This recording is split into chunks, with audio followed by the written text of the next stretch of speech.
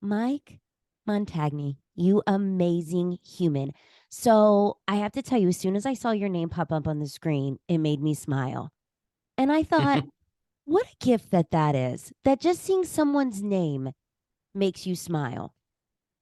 Well, when I saw this one on the calendar this week, I was really excited to have this conversation. I think some people's energies just line up and they make you feel good, and that's a great thing for sure.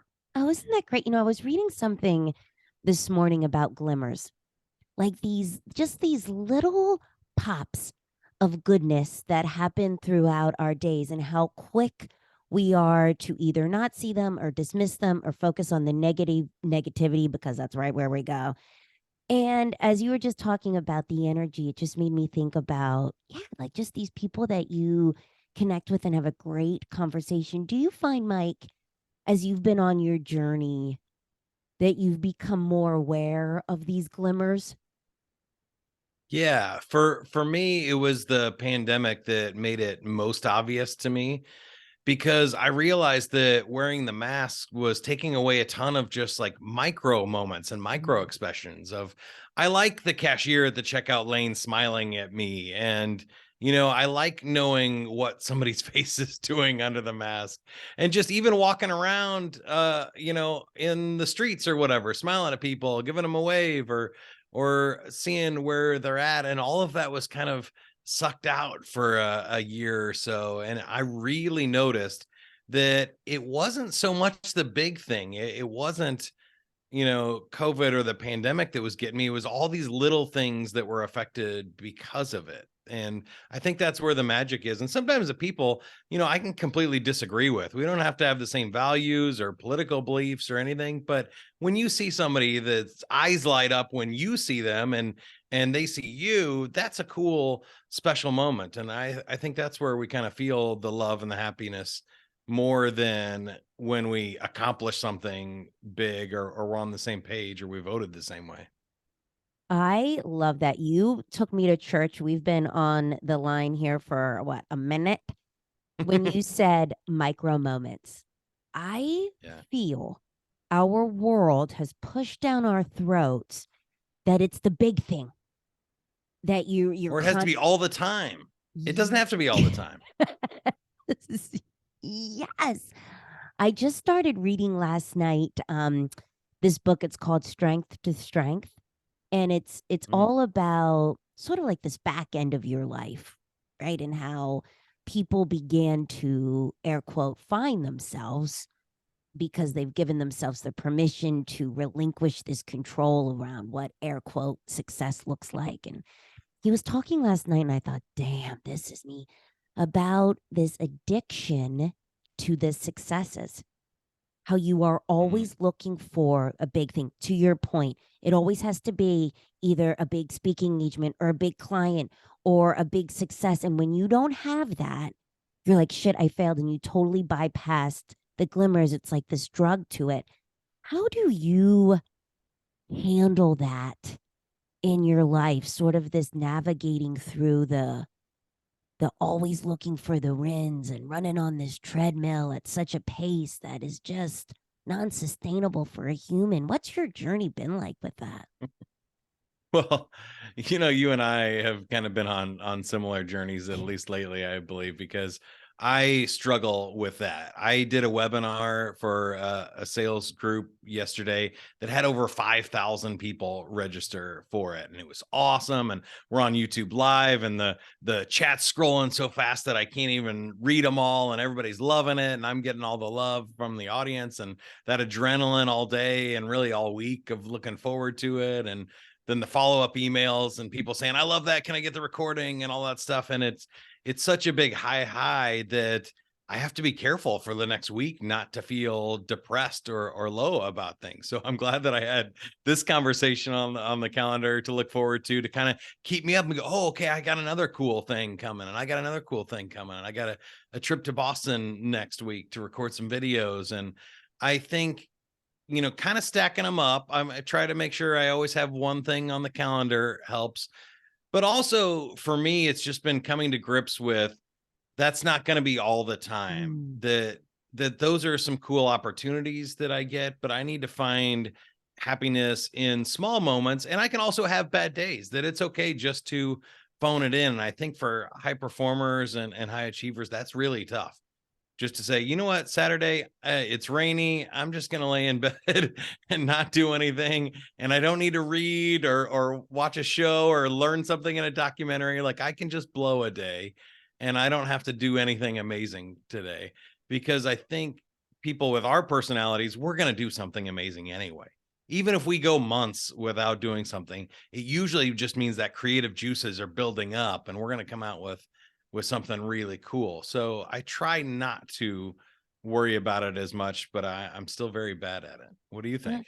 Oh God, aren't we all a work in progress? And I love that you said that because I feel that there's so much content out there that is like, this is the way you do it, and Hmm. here's the plan, and here's the thing, no one has it all figured out. Like we're all just trying to figure it out. So I love when you said, listen, I'm a work in progress. And I loved, Mike, when you talked about, I wrote this down because this has been something that I've been struggling with lately. You talked about really just finding the little glimmer in the day. So I loved how you said, yesterday, okay, the high was all of these people, 5,000 people, but today it's having this conversation with you.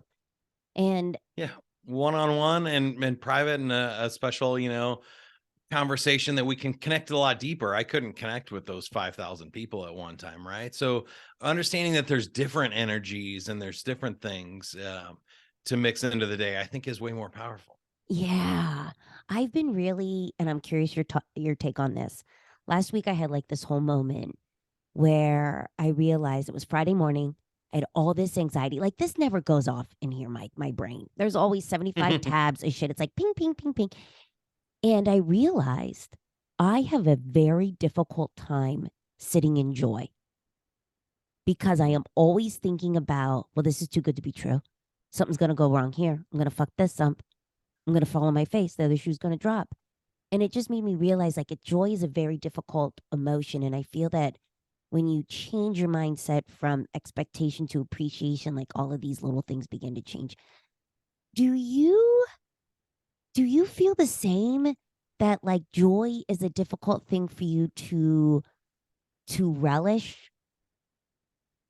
I don't think so. No, for me, Yeah. it's sort of the opposite. And I think it motivates us in the same way. I've struggled with again, that kind of achievement thing. For Mm. me, that's when I start thinking about my life and like making progress, or I need to make more money this year than I did last year. And those are all self-imposed stressors. And so I can relate to that feeling, but when things are going well, I really do try to relish it. I mean, that's my thing with Playful Humans, is when I'm in a play. And yesterday afternoon, it was my niece's 5th birthday, and just so super cute and ridiculously fun, and just soak that moment in, because those are what they're really all about. So I do love to relish and stay in those moments and take advantage of vacations and things like that. But I think for me, the hard one is resting.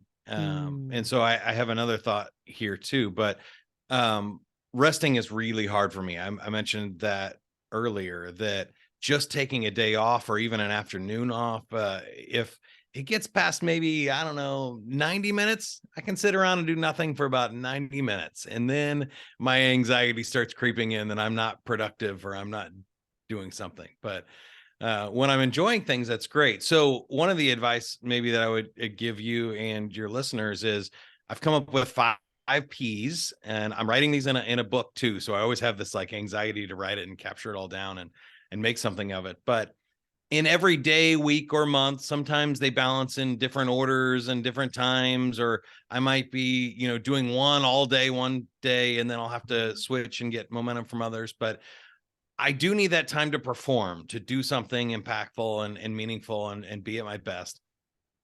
I do need to take time to play, have fun, do something that's just for me and enjoy life. We all need to take time to pause and rest. And that's one, just getting a good night's sleep, or just understanding that I've been pushing myself too hard and I just need to take a day off. Ponder is one of my favorite ones because I think almost nobody takes time to think about it. And it's okay, just, if somebody asks you to do something, or if you're struggling to overcome one, is to maybe just think about it. Just go for a walk without headphones, without your phone or something, and go, walk a couple of miles and think about it for a while, and good things will happen. And then the fifth one is practice. That's another one a lot of people miss is, and me, when I'm moving too fast and I'm doing Mhm. so many shows and so many podcasts and so many speaking engagements, you got to take time to practice. You got to get better at what you're doing, and you need to learn, and you need spaces to fail and mess things up. And I found if any of those five are missing, I'm not at my best. Like something is going to happen that's going to teach me a lesson real soon. I love that. And I put asterisks by ponder because this morning I was listening to this podcast by Elizabeth Gilbert. She's most famous for writing Eat, Pray, Love. Yeah. And yeah, she was just talking about, and I think, God, this is so true. Where you will find the answers to what you're looking for, or what you're struggling with, or these creative moments that you need, come in these times of silence. To your point, to take the walk Mhm. without headphones. But here's the thing: no one in your life, even those that truly have your best interest in mind, are going to ask you to do that, because everybody wants something from you. Everybody. So the only person that's going to ask you for that is you, and you got to be okay with letting other people down. And I thought, man, that's powerful. Yeah, I think some of these things are really, really hard, that even bosses and managers don't, they want you to inherently, they want you to take time to learn and get better at your job, but they also want you to be productive. And so they miss that performance one, and they think that you can just perform 40 hours a week and you should be learning on your own time and stuff, or you should be resting outside of work. And I don't think they quite understand that that's not how humans work, that some people need energy to be able to think and study and practice and fail, and so they got to do that first thing in the morning. They can't do that after work, or we can't do intelligent, emotionally charged work for 8 hours a day. We need breaks there to pause and think about what we're doing and stuff. And especially in sales or something where you're back to back in Zoom meetings, you need a few minutes to prep for the next one. Think about what you're going to do to be at your best. And I think just you're right. A lot of people do that, and you need to look out for yourself, because other people aren't going to give you those five things. You got to find them for yourself. Mike, you said something to me when we had spoke months ago. Um, and it was so powerful. And I don't even know you realize that you said this. So we are in such like this, the world bullhorns in our ear about finding your purpose. Mm. And so we say you got to find your purpose, then you got to make money at it. Then you also got to leave a legacy behind, and do all these things, no pressure at all. And we think that it's something that you can get off Amazon. And when we had talked, you said, Meg, I think when I look back, I should have known that this path to being a public speaker, being an MC, being this podcast host, all these things, I should have realized that it was the trajectory, because as a kid, I came alive when I gave those morning announcements. And it Yeah. just made me think, like, what's your advice to our listener, to our audience that is like, what the hell's purpose? I don't know what it is, what I want. Like, how can they look for the glimmers, the nuggets to find their passion? Any advice on that? Yeah, I think there's two things that were profound in my journey. The first one is, I think that we do know, but sometimes we don't recognize um, that that's even possible. That sometimes what we're really good at, it feels so easy that it feels like it's cheating. You're like, well, that can't possibly be my purpose, because that's too easy and fun. Like work is supposed to be hard, or life, I can't just do whatever I really enjoy all the time. And so we second guess what that is. And I was lucky to have really supportive parents that encouraged me and gave me space to go and try some of these things and go be on the radio and go, start an internet radio station and then podcasts and do public speaking and other things to find my voice and figure it out. But other thing I would say to this is sometimes it's not a what. I think a Mm. lot of people are looking for a what or a job that exists, but there's been current research that says students graduating college right now will have up to 9 different careers throughout the rest of their life. And 7 of those jobs have not been invented yet. Mm. So think about that when you and I were in high school and college, and people are asking us what our degrees were. Podcasting wasn't an option, right?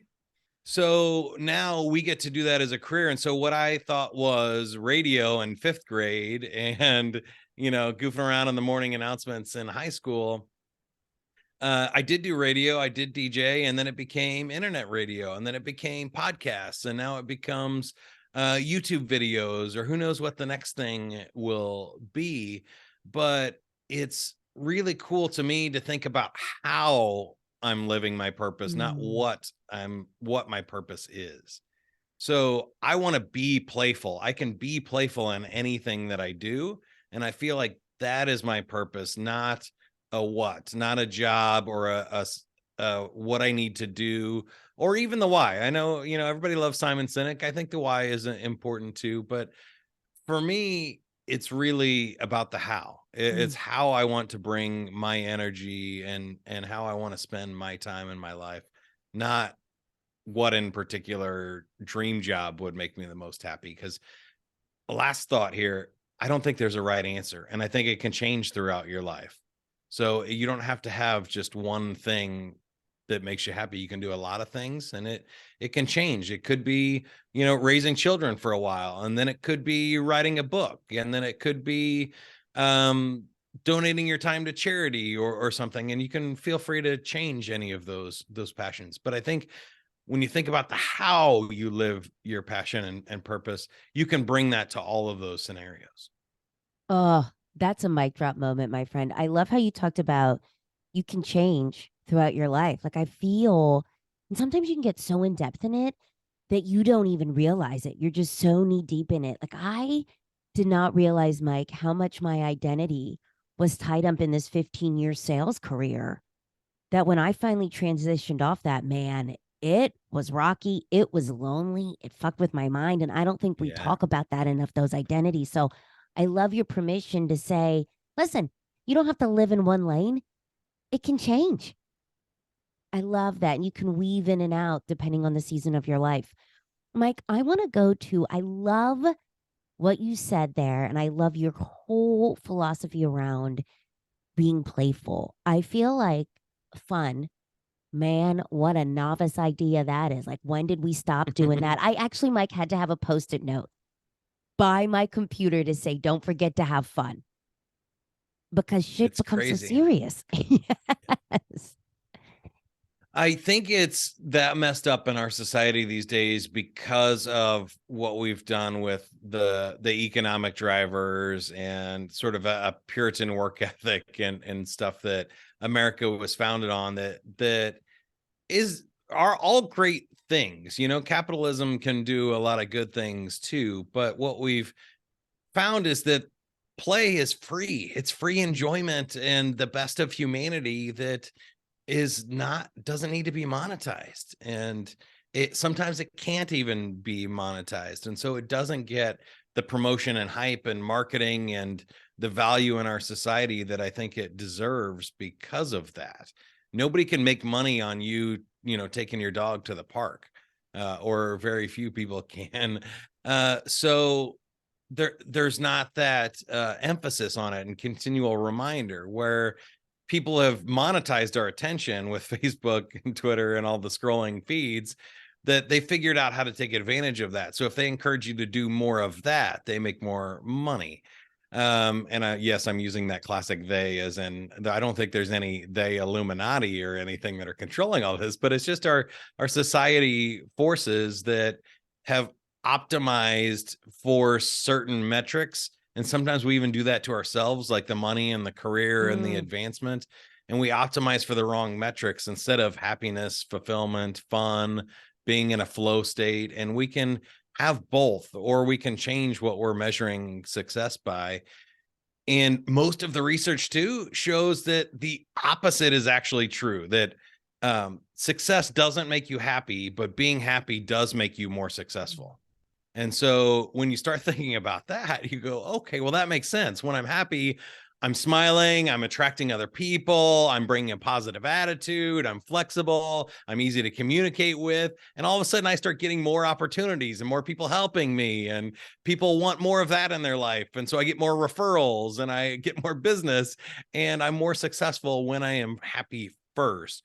But if I'm grinding and I'm a jerk and I'm trying to take advantage of every deal and maximize the profit on every single sale and push and grind and hustle, then other people feel that Mm. and they're backing away from that. And it becomes a lot harder. And then we think somehow magically, when we get to some number, and that number could be different for anybody, that we're going to be happy.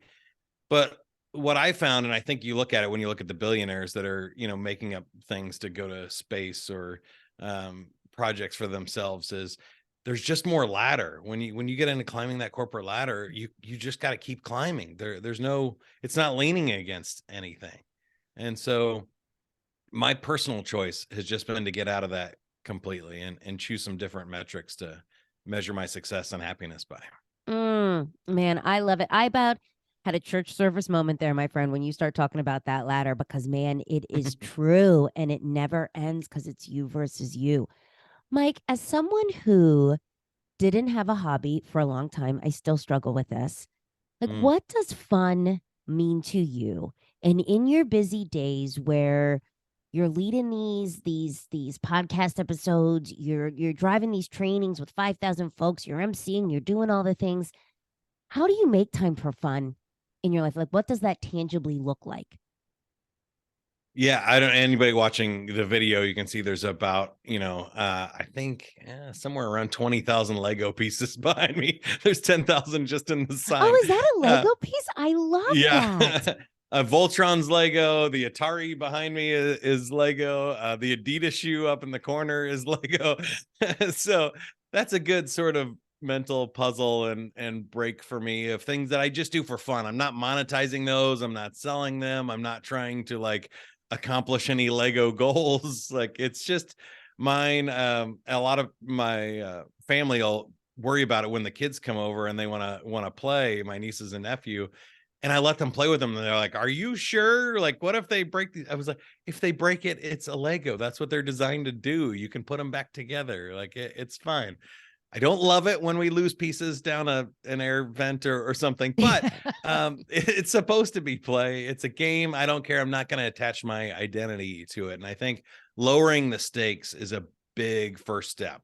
When you just give yourself permission to do something for you that you're not going to show anybody, or you're not going to monetize, you're not going to try and become the best in the world at. It's just something that you want to try and have fun with and see if you enjoy. I think that's a great first step. And I didn't mean to dodge your question earlier about how you find what that passion is too, because I think a lot of people do struggle. For me, I've always enjoyed telling jokes, doing funny things. Our family, we called it creative nerdery. We would go in the back with my like cousins and brother and sister, and we'd come up with a little show and then come out and perform for my parents, or we'd record funny messages on my grandma's tape recorder or voicemail machine when we knew she was out, and we'd keep calling back, recording like radio shows and things for her. And that's always just been something that I've enjoyed. But I have a lot of different stuff, sports and other things. So I would say think back to things that you used to do for fun or you really enjoyed, or just start trying a whole bunch of them. Try drawing or tracing and coloring. Try finger painting or making something out of Lego, or anything that really feels like it would make you comfortable and that you could relax. So there are 10 different ways to play. I have a quiz on my website, playfulhumans.com/quiz. You might like social engagements. You might like outdoors and hiking. And I don't know if you're giving yourself enough credit, Megan, either, because I know that you love doing this. You love getting energy from other people and having great conversations. I can see that. And I know that you work out and stuff all the time, and you're moving your body and you're doing things that are giving you energy rather than Mhm. taking your energy every single day. So I think sometimes we also try to categorize things as work or play, and it can be both or in between or none of the above. I love that. And I love, and guys, I'll link the quiz to Mike's website on here so you can take it. Love me a good quiz. I remember as a kid, we used to get like the Teen Bop magazines. Remember the Teen Bops? Yeah. And man, my walls were covered in a JTT poster from Home Improvement. Jonathan, man, that was a show, Home Improvement. What a show That that was. was a show. Wasn't That was a it? good one. Television. And we would always take the quizzes. So I love the quiz. Mike, I love when you talked about lowering the stakes. I just had a girlfriend say to me the other day, she's like, Meg, I feel that you have tendency to want to overachieve everything. Like you can't just Right. go in and just enjoy it. You're like, all right, well, I'm going to read this book. Now I'm going to read 15 books. Okay, I'm going to go for this run. Now I'm going to run a half marathon. She's like, do you have to take it to the 10th degree? Like, can't you just enjoy it? And I thought, God, what a novice idea. So I love your permission slip. Lower the stakes. Yeah. I love that. So, yeah, I think, like I said, for high achievers of that type A personality, I'm very much in the same way. And I found that it was a little bit before the pandemic. I took a deep dive on like productivity, and I read, stuff on minimalism and essentialism by Greg McKeown, and The Power of Habit, Charles Duhigg, and all these books. And I'm getting into it. And then I just had to go, wait a second. Like, I don't have to optimize every single second of my day. I got rid of my Fitbit. I was like, I'm not measuring my sleep. What the hell's wrong with me? Like, I don't need to be the best at sleeping. I was pretty good at it before I started measuring. I can just do this. And I think it's crazy. We do have to remind ourselves just to reset that we don't have to measure and be the best at everything. It reminds me of a funny joke. There was Peyton Manning was on Saturday Night Live, I think, and one of the guys was teasing him. He's like, "Man, how much can you bench press? I bet you can. What's your 40 time and all this kind of stuff." And Peyton Manning says, "I play football. I'm not trying to be the best at working out." And I thought, man, that's an amazing answer. Like, it's really funny, but it's also profound in the way it's like, no, I know what I'm good at. I don't need to be good at everything in sports or everything in working out and maintaining my physical body. I just need to be a really good quarterback.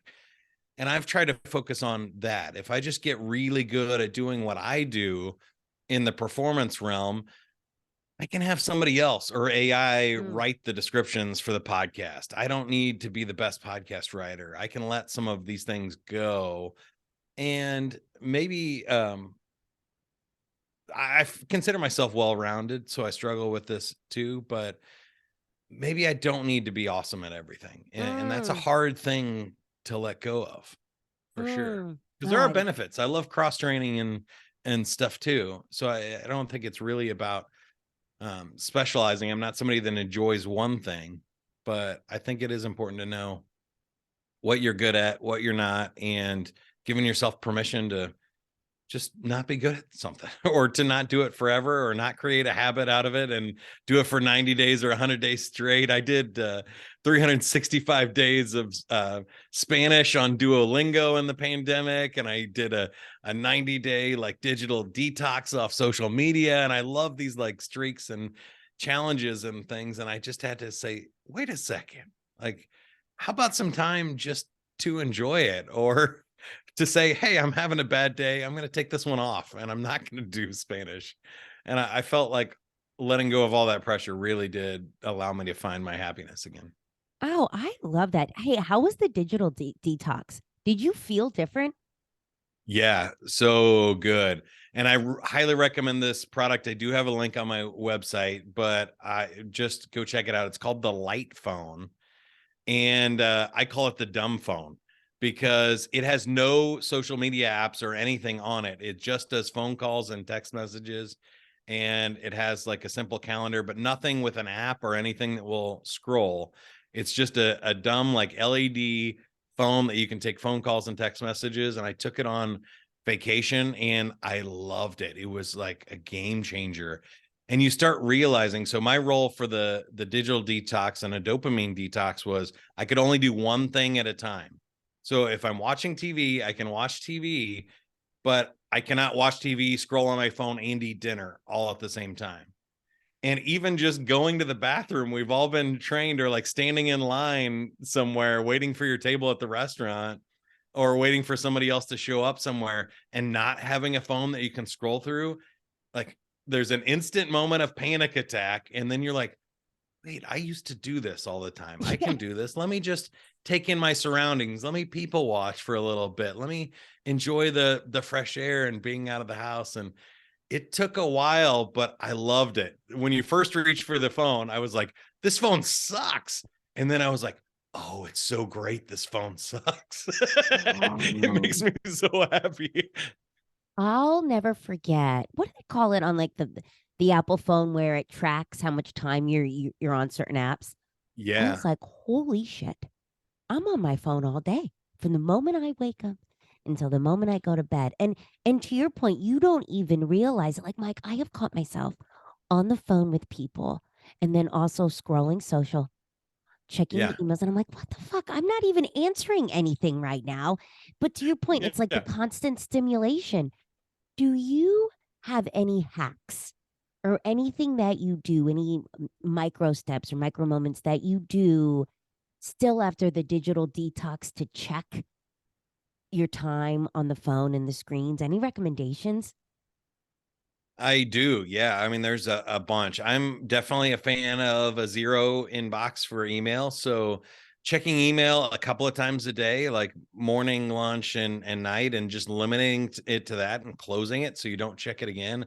And again, removing all the apps from my phone, turning off all the alerts and beeps and stuff so it can't get my attention at all. So you have to actually call me or text me if you want to get my attention during something, which most of the time I'm doing something, that's live or a conversation with somebody anyway that I don't want to be interrupted with, or I can't answer the phone. But there's a lot of hacks here of that.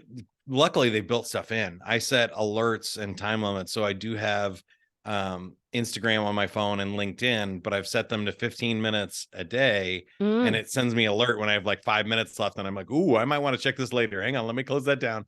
And I'll put on kind of parental alerts for myself to trick for that. And then unsubscribing from everything and all of the channels. And sometimes I just unplug televisions and other things that I'm like, I'm going to make myself get out of the chair, dig behind the furniture, and plug it back in if I absolutely want to watch TV. Otherwise, I need to go outside and go for a walk or something else. And it just gives me a second to rethink it. Another fun one I do is reset my social media passwords to something that I can't remember, like a crazy sequence of numbers and letters. And then that way I have to reset the password completely if I want to log into Facebook. Otherwise, I'm not in there at all.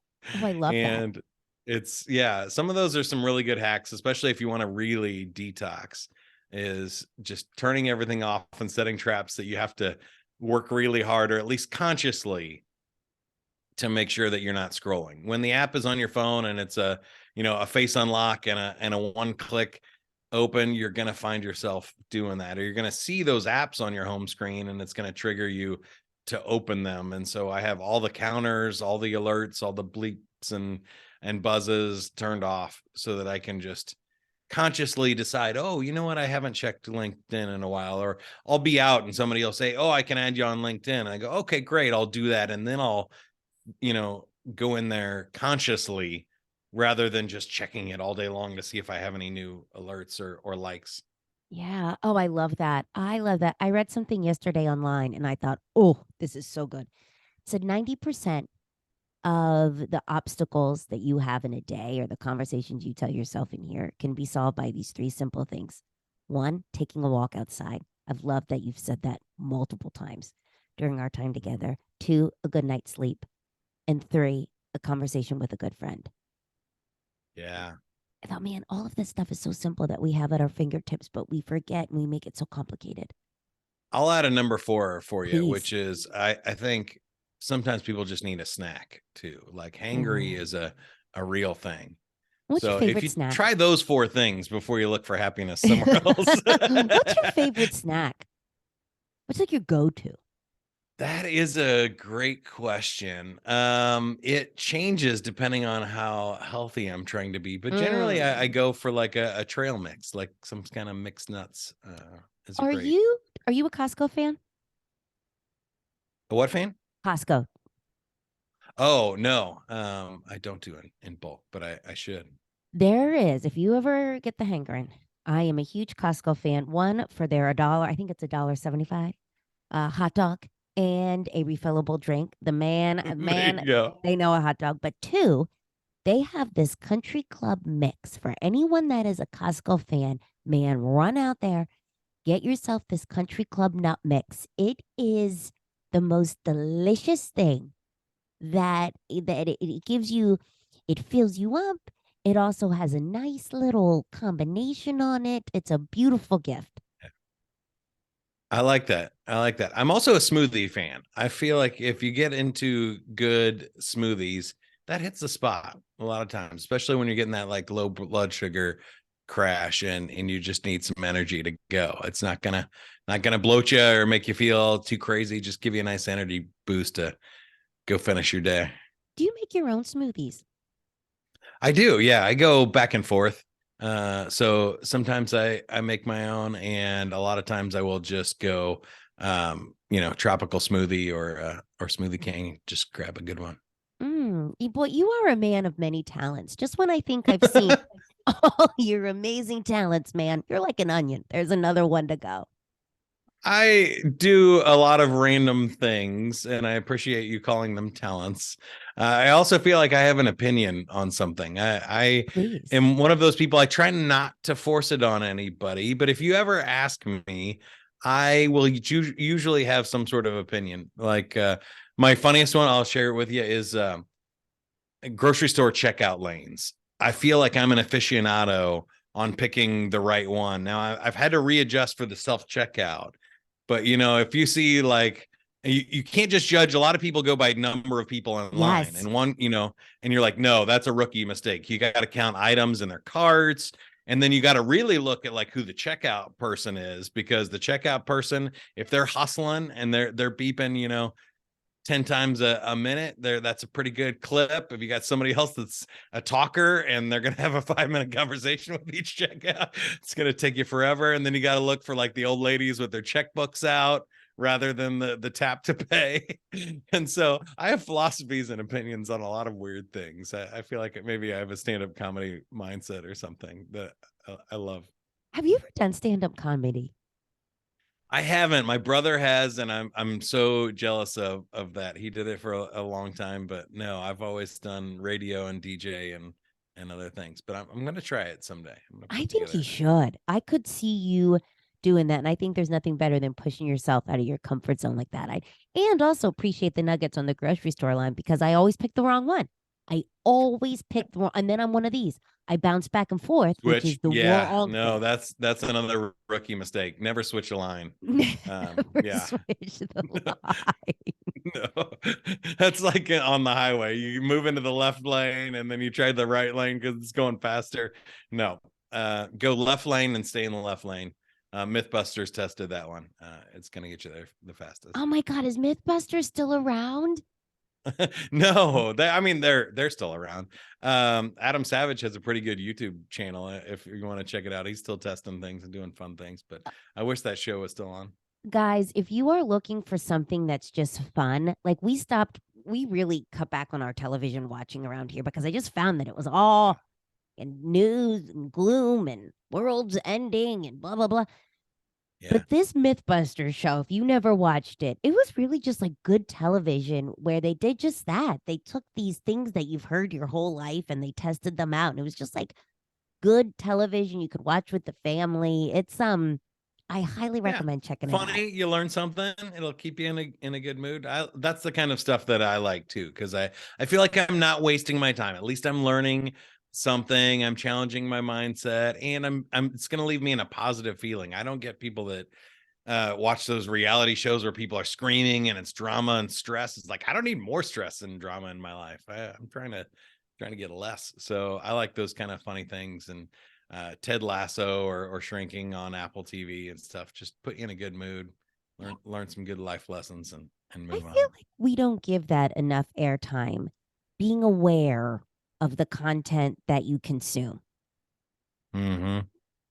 Because to your point, it impacts what you look for, what you find. Do you find, and I bet you are, I mean, everything that you've just shared, that you're really intentional on what you consume. Yeah, my brother and I would call it managing our own algorithm. So like even if I'm going to look up something on the internet that is a negative story or something, like I want to learn about the fires in Canada or something, I will open an incognito browser and do it there because I don't want to see more stories about fires and stuff in my algorithm. Oh my God, And that's it's brilliant. crazy. Yeah, I learned it a long time ago because this is funny. You may or may not get it, but I live in Kansas City, which is between Kansas and Missouri. And so there's a border war here between the states. I grew up on the Missouri side. I went to the University of Missouri for college, and Kansas University is our rival. And one of the Kansas basketball players got arrested for something. And I was like, ooh, let me see that story, right? That's a little juicy bit of goodness that I can make fun of my Kansas friends on. And I clicked on the story, and then I started getting Kansas basketball like updates in my feed all the time. And I was like, look, that was a hate click. Google, you got to know the difference between a hate click and a like click. I don't want to see all these stories about Kansas basketball. So I had to go clear my search history, start over. I love And that. now I'm conscious about what I put into my brain, but also my search and social media history and my YouTube search history. I love that. And that it is an example of making technology work for you. Incognito. I'm trying that, my friend. Mike, I Yeah. want to ask you because I know you will have some powerful nuggets. As we were just talking about like everything going on in the world, and I feel like what's happening in our work worlds is there's just so much fear. It's like a breeding ground of fear, right? So like you're busy as all hell. Economy, there's a roller coaster, there's fear on that. So when that happens, man, we mask up, emails become shorter, there's more of them, we become agitated with each other. It's a breeding ground for no bueno. How do we bring fun into the work environment? Because at the end of the day, we're all there for the same thing. Like we all want the company to be successful, but yet we're combating Yeah. against each other. What are some micro steps? What are some things that we can do to bring this fun, be playful into the workplace? I think there are three levels of this. And I actually contributed to a book about bringing play into university settings and higher education. It's called the Professors at Play Playbook. I wrote an exercise in there and contributed to some research at the University of Colorado in Denver. And it's a free download. You can get the PDF download for free if you just Google Professors at Play Playbook.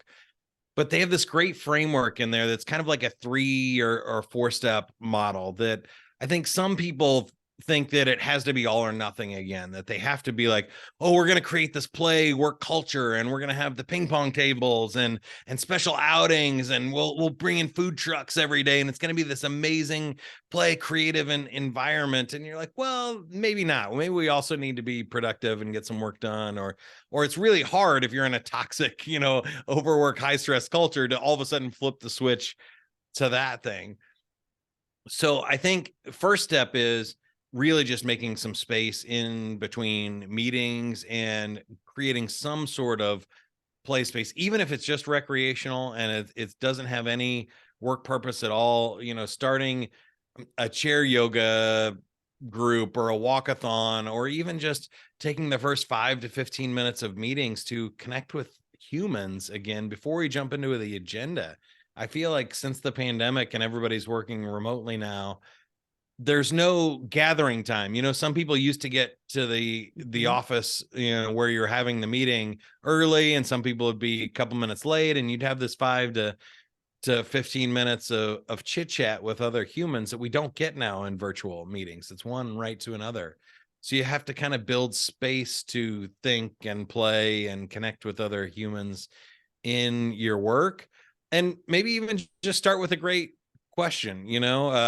I love with the sales training that I do with Sandler, our marketing team always starts with a question of the week, a funny one, like, is a hot dog a sandwich? Or um you always see bird shit on your car, but you never see bird pee. Yeah. Like, why is that? Like, do they That's they hold it in, or is there something else? Like, just something like funny, or what was your favorite, childhood candy, or something. And just giving people a chance to connect as humans, I think, is a true. great first start.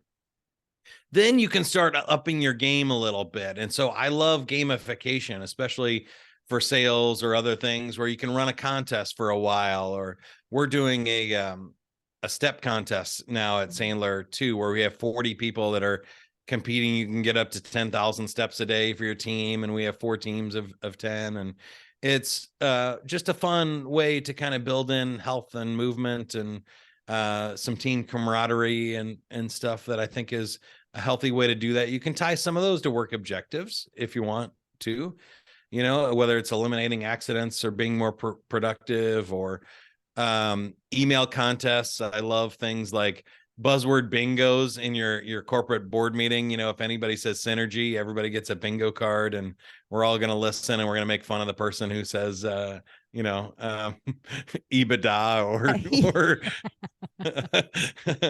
or or profit margin or something, and we're all gonna yell bingo when we get our cards full. Something like that is a great way to just add little moments of levity and let people Mm. know that it's gonna be okay. We don't have to be 100% productive all the time. We can also enjoy ourselves and laugh at ourselves and be silly. And then the third level, before you get to that real culture change, I think, is the leadership of understanding that we want people to take vacation, that people burn out, and burnout creates turnover, absenteeism, and all kinds of things that hurt productivity. So I think anything that we can do to change that culture and that mindset around, I want people at their best. And so if that means a 4-day work week at your place, or if that means flexible hours, or some days in the office and some days remote, or whether that means that you just give people permission to do parts of the day without meetings so that they can focus. I think creating those types of environments really allow people to be at their best and work the way that they do their best work. And then leaders always ask me about, well, what if people take advantage of it? If we have an unlimited PTO policy and we stop measuring all these things, like, what if people just don't come back? Like, if you don't notice that they're gone, like that's probably a bad thing. Like, Yeah. they're not that valuable. Like, and if they're doing their work, and everything is productive, and they're being a valued member of the company, what do you care how many days they do that for? Yeah. Right. And so they're tough conversations. I think, depending on where people are, sometimes their age or their cultural background, those are tough discussions. But I love working with companies that get it, and they're trying to find cool ways to increase their company engagement and improve their culture, so that people can really be happy and healthy and productive for the long term, not just for the short term 40 hours that we wanted this week of productivity. Mike, I love how easy that you made that. To your point, I I feel like we think it's this Herculean lift that we can't do. We don't know where to start, and then we become paralyzed by it. So we just keep doing what we've always done. Like, I love how just I love how simple you made these small little things that have such a huge impact. My friend, everyone that's salivating over your amazing nuggets of wisdom, not only your love for a good snack, not only your appreciation for being able to pick the appropriate grocery line, but also these amazing nuggets on bringing fun into how we live our lives and we work together as communities, where can we find you? Where can we follow you? Where can we link up with you if we want to work with you and find out more about you? Where can we stalk you? Yeah, plenty of chances to do that for sure. And hearing your summary of our most important talking points, I feel like maybe we should have recorded after lunch. We're both salivating for snacks, and we need to go to the grocery store now. But if you enjoyed our conversation, go to playfulhumans.com or look for Playful Humans wherever you're watching or listening to this cool podcast and community of other adults rediscovering the power of play and how to have more fun, flow, and fulfillment in your life and career. So that could be a lot of different things. I host game shows for people. I do keynote speeches. I have the podcast and other content and stuff that you can help. And happy to help you. The quiz is great. Like you said, it's a fun BuzzFeed style quiz, not scientific at all, but you can find out your playful personality. Or I have another one with how burnt out are you? So, are you medium rare? Are you medium well done? Find out how cooked you are in a quick BuzzFeed style quiz. And Mike Montague on LinkedIn is probably the best place, but Playful Humans on YouTube and stuff is another great follow if you want to stalk and see what I'm up to. And then I mentioned the Sandler sales training. I host their How to Succeed podcast, and I do speaking events for sales and leadership training all around the world. Really, we have over 250 locations, 30 countries, and a big team of a lot of people. So most of the stuff I do for Sandler, I call it sales training for show. I don't actually train people very often anymore, but I do the webinars, the podcasts, and public speaking engagements. Then we have over 400 trainers and coaches that are actually very skilled, powerful trainers that can work with your individual reps these days. Mike, you are, my friend, a gift to this world. Good energy coming from a place of purpose and authenticity and genuinely wanting to bring fun back into the way we live our lives. I will be forever grateful that we connected, that we've been really cheerleading for each other. I think that's such a gift in this world that can feel heavy and alone, is when you meet people that truly want to support you, and community over competition is such a gift. And I thank you for your time, your wisdom, for the badass that you are. Just love having you here, my friend, and love being a Yeah, friend right to back you. at you. And I forgot to mention, I think you've been on both of the other two podcasts too, so they can look up your episodes where you've been guests on Playful Humans and How to Succeed. And I appreciate your support in these conversations, and hopefully we get to continue to do that. And someday, like, we need to be on a stage together. I think we need to figure out a way or a client that we can work with together. Oh, ding ding. Could the world handle it? I think we need to bring it. And guys, to Mike's point, I will link not only my episodes so you can listen to them, but all of the things that Mike has referenced. So the quiz, the Playful Humans podcast, LinkedIn, Sandler training. I'm also gonna link the professor's playbook. I think there was some really great nuggets in there, whether Mhm. you're in higher ed or not. So and also the light phone, man, the gifts are endless. So all of that is linked in the show notes. Check it out so you can click and get right to that bad boy. Thank you, my friend.